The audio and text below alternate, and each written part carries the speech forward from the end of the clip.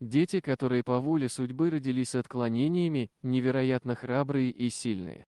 Некоторые рождаются голубого цвета, потому что они появились на свет с редкими нарушениями в пуповине, другие рождаются раньше срока, как это случилось с бедным Марло.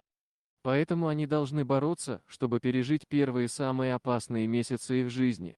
Подобная история приключилась и с маленькой Пейсли, которая родилась с редким заболеванием, которое называется синдромом Беквита-Видемана. Эта болезнь стала причиной того, что ее маленький детский язычок начал быстро расти и в конце концов стал вдвое больше маленького ротика. Из-за этого она не могла есть, не могла самостоятельно дышать и даже улыбаться. К счастью, врачам удалось сделать ей 2 операции, в результате чего ее язык уменьшился до нормальных размеров, а жизнь стала намного легче. Пейсли Марисон Джонсон родилась с синдромом Беквита-Видемана, который поражает только одного из 14 тысяч родившихся младенцев. Это заболевание может вызвать аномальное увеличение массы тела в несколько раз, а также повысить риск возникновения опухолей. Это редкое заболевание заставило язык малышки дорасти до невероятно больших размеров. Он практически стал вдвое больше ее ротика, а врачи констатировали, что это самый большой язык, который они когда-либо видели.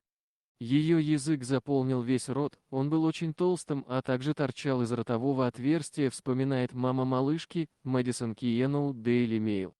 Врачи опасались, что язык может перекрыть ей горло, поэтому в первые 3 дня жизни они подключили малышку к аппарату искусственного дыхания.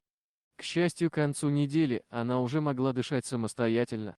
Из-за такого рода проблем родители не имели возможности кормить малышку из бутылочки. Малышку пришлось кормить через гастроскопическую трубку, через которую молоко поступало прямиком в желудок. Кроме того, она постоянно жевала свой язык, что стало причиной многих наблюдений и расспросов со стороны незнакомцев. В возрасте 6 месяцев малышке сделали первую операцию и удалили почти 5 сантиметров языка, уменьшив его до нормальных размеров.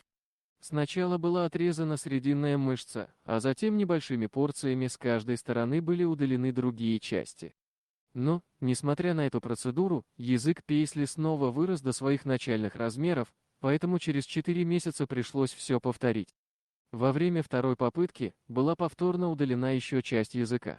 К счастью, девочка пошла на поправку и рост прекратился. И поскольку проблема с большим языком решена, крошка начала свободно улыбаться и вести себя, как все остальные дети. Я не могла в это поверить и была безумно счастлива, наблюдая за своей невероятно красивой дочуркой, говорит Кейнал. После операции, Пейсли выглядит совершенно иначе, она кажется такой взволнованной, но все равно не перестает улыбаться. Опухший из-за болезни Беквита-Видемана язык малышки может стать причиной речевых проблем, однако Киеноу говорит, что она уже работает над тем, чтобы Пейсли начала выговаривать свои первые слова. Она даже не могла издавать звуки, не говоря о таких словах, как мама и папа. Вероятно, Пейсли понадобится логопед, когда она станет чуть старше, но этот улыбчивый ребенок уже нагоняет то, что раньше было проблемой. Благодаря 2 операциям, изменившим ее жизнь и любящей семье, ничего уже не может остановить эту сладкую малышку. Дорогие друзья, если вам понравилось видео, поставьте лайк, а также подписывайтесь на канал, где найдете еще много интересного.